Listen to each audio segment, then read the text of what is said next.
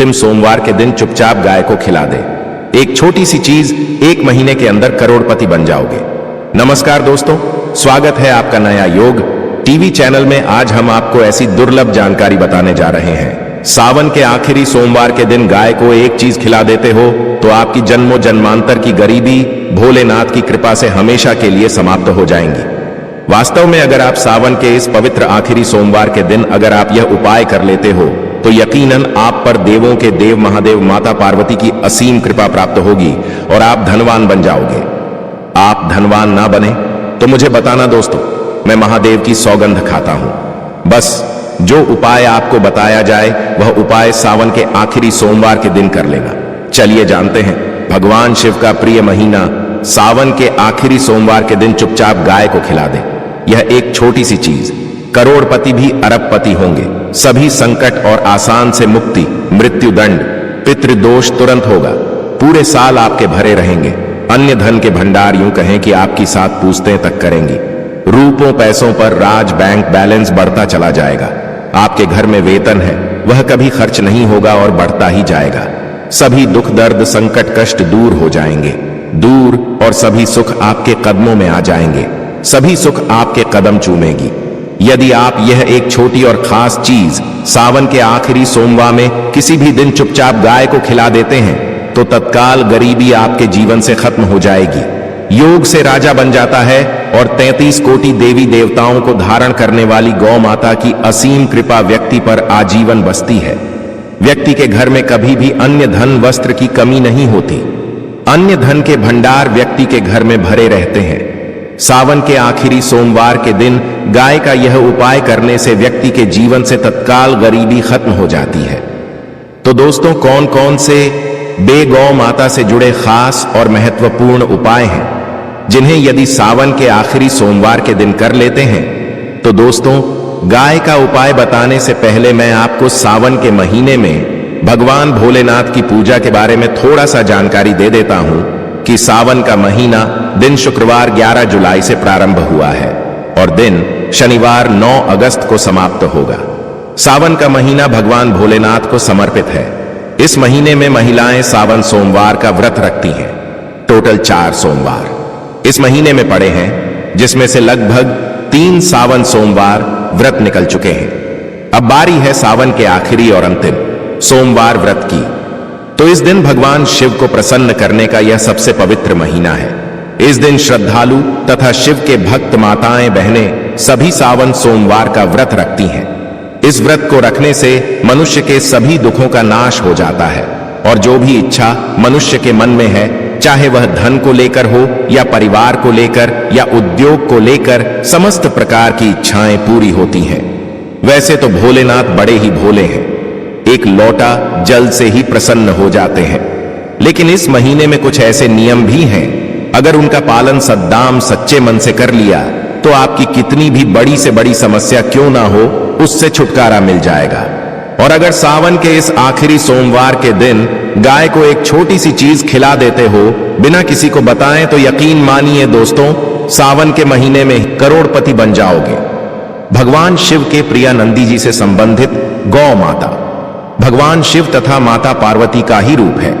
इस दिन सभी भक्त आप शिव पूजा करने के साथ साथ नंदी महाराज और गौ माता की पूजा अवश्य ही करते हैं और गौ माता को कुछ ना कुछ जरूर ही खिलते हैं। इससे मनुष्य के जन्मों जन्म अंतर की गरीबी हमेशा के लिए नष्ट हो जाते हैं। दोस्तों, जिस दिन का इंतजार पूरे साल भर से दुनिया भर के हर पंडित, एस्ट्रोलॉजर और हर हिंदू भाई हैं को रहता है, वह दिन अब आ गया है। क्योंकि यह महीना 12 महीने यूं कहें कि एक साल में एक ही बार आता है, न कि बार बार, जो कि भगवान शिव का सबसे प्रिय महीना है। और इस महीने में पड़ने वाला सावन का आखिरी और अंतिम सोमवार व्रत के दिन भगवान भोलेनाथ हर घर में जरूर ही आते हैं। दोस्तों, आपकी जानकारी के लिए बता दें, हिंदू धर्म में सावन का महीना बहुत ही धूमधाम से मनाया जाता है। प्रकृति भी सावन के आने का स्वागत करती है। चारों तरफ हरियाली ही हरियाली। महिलाएं पेड़ पर झूला डालकर झूला झूलती हैं। सभी तरफ एक अलग ही दिव्य वातावरण फैला होता है जो कि प्यार की सौगात है। यह महीना प्यार की सौगात को लेकर आता है, इसलिए इस महीने को प्यार का महीना भी बोलते हैं। सावन के महीने में महिलाएं आखिरी सोमवार के दिन का व्रत रखती हैं। किसी के साथ साथ कुंवारी कन्याएं और पुरुष भी इस व्रत को रखते हैं और इसमें सबसे पहले भगवान शिव की पूजा की जाती है, माता पार्वती की पूजा की जाती है, देवी देवताओं की पूजा की जाती है और जो भोग बनाया जाता है वह भगवान शिव को भोग लगाया जाता है और गौ माता की पूजा की जाती है। लेकिन इनमें सबसे ज्यादा महत्व आखिरी सोमवार का माना जाता है। शास्त्रों में, वेद पुराणों में साफ साफ लिखा हुआ सावन का आखिरी सोमवार के दिन का व्रत भोलेनाथ तथा माता पार्वती जी का आशीर्वाद प्राप्त करने का सबसे सुनहरा दिन होता है। इस दिन भगवान भोलेनाथ बहुत ही ज्यादा प्रसन्न मुद्रा में होते हैं और अपने दोनों हाथों से अपने भक्तों पर कृपा बरसाते हैं। एक तरफ दोस्तों, मान्यता है सावन के आखिरी सोमवार के दिन जो सूर्य होता है वह अन्य दिनों के मुकाबले सबसे ज्यादा प्रकाशमान होता है। सावन के आखिरी सोमवार के दिन सूर्य देवता को आगे दिया जाता है। महिलाएं सावन सोमवार का व्रत पूर्ण जन्म में किए हुए पापों से मुक्ति पाने के लिए व्रत रखती हैं। दोस्तों, अगर आप नहीं जानते तो आपकी जानकारी के लिए बता दें, एक व्यक्ति की कुंडली में अगर चंद्र ग्रह की स्थिति अच्छी है तो उसे व्यक्ति का भाग्य हमेशा उसका साथ देता है। वह व्यक्ति जिस कार्य को भी शुरू करता है उसे कार्य में उसको सफलता प्राप्त होती है। इसीलिए सावन के पवित्र महीने को हमारे हिंदू धर्म में बहुत ही ज्यादा विशेष और खास महत्व दिया गया है। आप लोगों की जानकारी के लिए बता दें, सावन सोमवार के दिन 52 तरीके के शुभ योग बन रहे हैं। कई सालों के बाद सूर्य का प्रकाश इतना प्रकाशमान होगा जितना कभी नहीं हुआ। 130 साल में ऐसा दुर्लभ संयोग बनने जा रहा है। लक्ष्मी योग, ग्रह योग, नक्षत्र योग, अमृत सिद्धि योग जैसे शुभ योग का निर्माण हो रहा है, क्योंकि सावन सोमवार के समय में पूरे दिन का व्रत करना भगवान भोलेनाथ का आशीर्वाद प्राप्त होता है और मनोकामना पूर्ण होती है। सावन सोमवार के दिन ब्रह्म मुहूर्त में सोकर नहीं उठ सकते हैं, किसी पवित्र नदी में जाकर स्नान नहीं कर सकते, पूरे दिन का व्रत नहीं रख सकते हैं। वैसे तो दोस्तों, सावन सोमवार के दिन स्नान और प्रात का विशेष ही महत्व होता है, लेकिन इस दिन अगर आप ज्योतिष शास्त्र, तंत्र शास्त्र के अनुसार एक गाय वाला उपाय विधि विधान से सावन सोमवार वाले दिन कर लेते हैं तो आपकी जन्मों जन्मांतर की गरीबी हमेशा के लिए समाप्त हो जाएंगी। वास्तव में अगर आप सावन के इस पवित्र महीने में अगर आप यह उपाय कर लेते हो तो यकीनन आप पर भगवान भोलेनाथ की असीम कृपा होगी और आप धनवान बन जाओगे। इस दिन सभी भगवान भोलेनाथ की पूजा करने के साथ साथ गौ माता की पूजा अवश्य ही करते हैं और गौ माता को कुछ ना कुछ जरूर ही खिलते हैं। अब आप सोच रहे होंगे कि गाय को ऐसा क्या खिलाने से और ऐसा क्या उपाय करने से आपको भगवान भोलेनाथ, माता पार्वती का आशीर्वाद मिल सकता है। तो दोस्तों, आपने देखा होगा जब भी आपके घर पर दिवाली की पूजा होती है या धनतेरस की पूजा होती है या फिर सावन सोमवार की पूजा होती है तो आपके घर वाले गौ माता की पूजा जरूर करते हैं और गौ माता को जो भोग होता है उसमें से कुछ ना कुछ खिलाते हैं, ज्यादा नहीं तो 2 पूरी अवश्य ही खिलाते हैं। तो दोस्तों, आपको इस उपाय को सावन सोमवार वाले दिन ही करना है और सूर्य देव को आगे देना है और उनकी विधि विधान से पूजा करना है। इस बार सावन का महीना है वह बहुत ही शुभ युगों के निर्माण द्वारा बन रहा है। तो इस वीडियो में आपको गौ माता से जुड़े उपाय के बारे में बताने वाले हैं, जिन्हें करने से आपके जीवन के जो भी दुख, दर्द, संकट है या कामयाबी होने में कोई बाधाएं आ रही है, सभी से छुटकारा मिलने वाला है। यूं कहें कि आपके जीवन में अपार धन सुख, कभी भी धन से संबंधित परेशानी नहीं रहेगी। यदि आपकी जिंदगी प्रबल हो जाएगी, धन प्राप्ति के योग्य बन जाएंगे और जीवन में सदैव अन्य धन के भंडार आपके घर में भर रहेंगे। अन्य धन वस्त्र कभी कमी नहीं होगी। आपको बता दें, इस दिन भगवान भोलेनाथ, नंदी महाराज और गाय की पूजा के साथ साथ हनुमान जी, मंगल देवता और भगवान शनि देव की भी पूजा जरूर करनी चाहिए। आपको बता दें कि इस दिन यदि आप हनुमान जी और मंगल देवता, भगवान शनि देव की पूजा करते हैं तो मंगल का ग्रह जनित दोष भी दूर हो जाता है। व्यक्ति के जीवन में धन, सुख, संपत्ति की प्राप्ति हो जाती है। समस्त मनोकामना व्यक्ति की पूर्ण हो जाती है। दोस्तों, आपको हम बता दें कि ऐसी ज्ञानवर्धक जानकारी आपको हम पैसों में भी बांट सकते थे, पर हमारे चैनल का मकसद है जनहित में जन कल्याण एवं जन सेवा करना। इसीलिए आपके लिए जो जानकारी बताते हैं वह फ्री में बताते हैं, इसलिए आप इस वीडियो को भी जरूर लाइक करें। और दोस्तों, मैं आपसे एक अनुरोध और करना चाहूंगा कि आप अपनी राशि कमेंट बॉक्स में जरूर डाल दें, जिससे कि आपकी राशि के अनुसार हम आपको कुछ ऐसे उपाय बता सके जिससे आपको लाभ की प्राप्ति हो। क्योंकि हम राशि से जुड़े उपाय भी आपको बताते हैं, तो आप कमेंट बॉक्स में अपनी राशि हमें जरूर बताएं या अपना नाम बताएं, जिससे आपके लिए कुछ हम ऐसे उपाय बता सके। साथ में जय गौ माता अवश्य लिखें दोस्तों। साथ ही से एक उपाय तो जरूर करना है। गाय का उपाय बताने से पहले एक उपाय आपको बता दें। इस उपाय को लाइक जरूर करें। क्या करें कि शाम के समय पीपल के पेड़ के नीचे आपको सरसों का चौमुखी दीपक, आटे का दीपक बनाना है। चौमुखी दीपक में आगे की बाती लगाकर सरसों के तेल का दीपक जला देना है। आटे का दीपक बनाएं, जो मुख्य तेल डालें उसमें बाती ही डालें। लाल वाली कलावे की दीपक जला दें। 4-4 बाती लगाकर चारों दीपक मतलब 4 भाग उसके बन जाएं। हर एक भाग को जलाएं और बीच में 2 सबूत फूल वाले लौंग भी डाल दें। फिर देखिए कैसे चमत्कार आपके जीवन में होता है। शाम के समय जलाकर उसे छोड़ें, मनोकामना मांगकर छोड़ दें। दोस्तों, अभी तक अपने चैनल को सब्सक्राइब ना किया हो तो जरूर कर लें, इससे आपको और भी ज्ञानवर्धक जानकारी सीधे माध्यम से प्राप्त हो सके। दोस्तों, यह गौ माता वाला उपाय बहुत ही प्रभावशाली उपाय बताया मैंने आपको। इस उपाय को जरूर करें। बहुत ही लाभकारी उपाय बताया है, बहुत ही आपको लाभ देगा यह उपाय। और अब बात करें गौ माता से जुड़े कौन कौन से उपाय आपको इस दिन मतलब गाय से जुड़े, जिन्हें करने से व्यक्ति को 7 पीढ़ियों तक बैंक बैलेंस की कमी नहीं होती, दुख दर्द संकट कष्ट दूर हो जाते हैं और सभी सुख व्यक्ति के कदमों में आ जाते हैं। तो दोस्तों, सावन सोमवार के दिन आपको भगवान भोलेनाथ की विधि विधान से पूजा करना है और उसी के साथ गौ माता की पूजा अवश्य करना है। और गौ माता को जो भोग सावन सोमवार पूजा के लिए बनाया गया था, उसे भोग से 2 पूरी जरूर ही खिला देनी है। सूखी पूरी नहीं खिलाना है।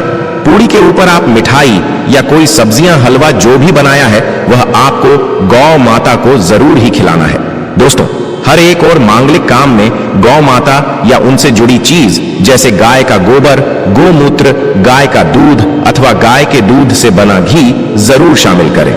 इससे आपको पुण्य भाव की प्राप्ति होगी। सनातन परंपरा के अनुसार जिस घर में गाय होती है उसे घर से जुड़े सभी वास्तु दोष स्वयं खत्म हो जाते हैं, क्योंकि पंचम या के बिना कोई भी पूजा पाठ और हवन सफल नहीं होता। दोस्तों, सावन के महीने में एक बार हो सके तो परिवार सहित एक बार गौशाला जाने का नियम जरूर बनाएं और हो सके तो गायों को हरा चारा जरूर खिलाएं, जिससे सभी वास्तु दोस्त शांत हो जाते हैं।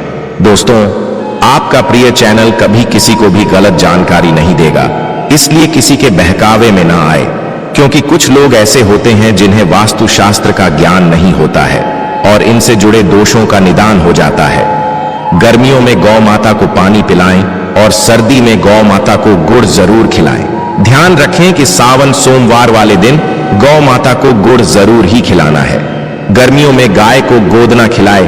अनेक देवी देवताओं को अपने शरीर पर धारण करने वाली गौ माता से जुड़े कई शुभ और अशुभ संकेत भी होते हैं। मतलब गाय का दूध दोहते समय यदि गाय ठोकर मार दें और सारा दूध बिखर जाए तो अपशगुन होता है। यदि कोई यात्रा पर निकल रहा हो, भगवान शिव की कावड़ यात्रा पर, और गाय अपने बछड़े को दूध पिलाती सामने आ जाए तो निश्चित रूप से कि यात्रा के लिए आप निकले हैं, वह यात्रा आपकी जरूर ही सफल होगी। और वह जिसके लिए आप निकले हैं वह जरूर ही पूर्ण शिवा कावड़ यात्रा पर जाते समय गाय की आवाज आना और रात्रि में गाय की हुंकार करना भी शुभ होता है। दोस्तों, साथ ही साथ गाय के साथ आप भूल कर भी यह काम ना करें, अन्यथा मिलता है। जी हां दोस्तों, गाय को राष्ट्रीय पशु बनाए जाने और इन्हें मौलिक अधिकार दिए जाने की बात हो रही है, तो सवाल उठता है, गाय संस्कृति का अहम हिस्सा है, तभी गाय के साथ लोग खराब व्यवहार कैसे कर लेते हैं, और जैसे ही दूध देना बंद कर देती है तो लोग इन्हें उनकी किस्मत पर छोड़ देते हैं, सड़कों पर और गलियों में भटकने के लिए। ऐसे में गोवंश जीवन को कोई डंडे मारता है तो कोई उन पर पानी डाल देता है, कई बार लग जाती है तो कभी बीमार होकर बेचारी गाय दम तोड़ देती है। ऐसे में जरूरत है इन बातों को जानने की। गाय को लेकर शास्त्रों में क्या कहा गया है, आपको कैसा व्यवहार करना चाहिए। क्या दोस्तों, गाय को कभी भी मारना पीटना नहीं चाहिए। शास्त्रों में गाय को माता का दर्जा दिया गया है। गाय को मारने वाला माता को मारने पीटने वाले के समान पाप का भाग्य समझा जाता है। नरक लोक में वर्षों तक कष्ट भोगना पड़ता है। अगले जन्म पशु योनि में मिलता है कि गौतम मुनि ने गलती से गाय को डंडा मार दिया था, जिस गाय की मृत्यु हो गई थी, और इस पाप से मुक्ति के लिए इन्हें वर्षों तक तपस्या करनी पड़ी। इसलिए स्वयं ईश्वर श्री कृष्ण जी ने बैल स्वरूप में आए वृद्ध आश्रम का वध कर दिया था, जिससे मुक्ति के लिए भगवान श्री कृष्ण को संपूर्ण तीर्थ को एक कुंड में बुलाना पड़ा, और इस कुंड में स्नान से वह पाप मुक्त हो गए थे। स्वयं भगवान भी इस शराब से नहीं बच पाए। तो हम तो इंसान ही हैं दोस्तों, साथ ही साथ पानी पी रही गाय को भागते हैं, वह घोर पापी के भंग बनाकर होते हैं। ऐसे लोग घर आपसे मुक्त होकर स्वर्ग पाए जाते हैं और बड़े ही धनवान कल में जन्म लेकर सुख भोगते हैं, और साथ ही साथ आराम कर रही गाय को कष्ट देकर कभी भी उठाना नहीं चाहिए। वह जन्म में किए गए जाने अनजाने में पापों से मुक्ति हो जाती है और गोलोक में स्थान पाते हैं। गाय को डंडा मारकर उठना, पानी डालकर उठाने से मनुष्य पाप का भागी बनता है और अगले जन्म में उसे दर दर भटकना पड़ता है। और साथ ही साथ शास्त्रों में बताया गया है, जो लोग गाय की सेवा करते हैं और उनका भोजन खिलाते हैं और उनकी परवरिश अच्छी तरह से कहते हैं, तो वह लोगों के जीवन की सभी इच्छाएं पूर्ति होती हैं। गाय के बछड़े से बचा हुआ दूध ही मनुष्य को लेना चाहिए, परंतु कुछ लोग एक बार गाय को धो लेने बाद फिर से बछड़े के लिए बचा हुआ दूध भी धो लेते हैं। ऐसा करना घोर पाप कहा जाता है। ऐसे दूध को धोने वाला और ग्रहण भी बन जाते हैं दोस्तों।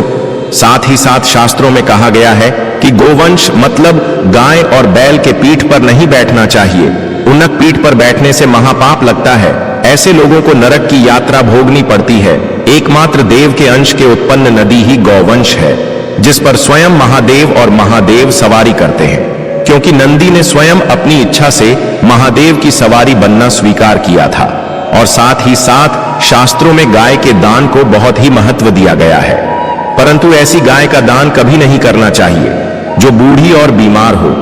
कठोपनिषद में नचिकेता की कथा भी इस संदर्भ में है कि जिस नचिकेता ने पिता द्वारा बूढ़ी गाय को दान करने पर आपत्ति जताई थी, दूध देने वाली और बछड़े सहित जो लोग गाय का दान करते हैं, वह महान पुण्य को हासिल करके स्वर्ग में स्थान पाते हैं। दोस्तों, साथ ही साथ सूर्य चंद्र मंगल या शुक्र की युक्ति राहु से हो तो पितृदोष होता है।